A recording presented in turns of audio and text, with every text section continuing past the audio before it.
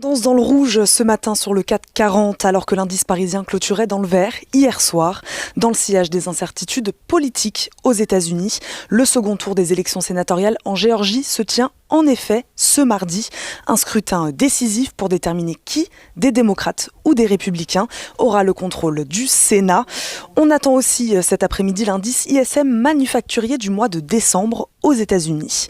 Une tendance baissière qui s'explique aussi par l'annonce hier soir du Premier ministre britannique Boris Johnson. Il a annoncé un nouveau confinement national alors que le pays est confronté à un variant contagieux du coronavirus. En Allemagne aussi, le confinement est prolongé jusqu'au 31 janvier. En France également, l'allègement attendu des restrictions, notamment la réouverture des bars et restaurants, est fortement remis en cause. Les bourses américaines clôturaient en baisse hier soir, tout comme la bourse de Tokyo. Le gouvernement japonais doit décider cette semaine s'il déclare l'état d'urgence sanitaire dans sa capitale.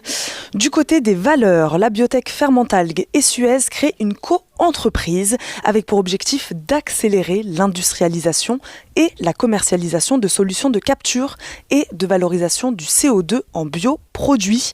Crédit Agricole, de son côté, annonce, elle, la signature d'un contrat de cession de sa filiale roumaine à Vista Bank Romania, une opération qui devrait avoir lieu au cours du premier semestre 2021. Crédit Agricole qui annonce également avoir investi 100 millions d'euros dans le fonds de soutien à la filière aéronautique, durement touchée par la crise sanitaire. Enfin, les cours du brut se stabilisent dans l'attente de la reprise des discussions au sein de l'OPEP+, sur le niveau de production de barils pour le mois de février. Il évolue ce matin au-dessus des $50.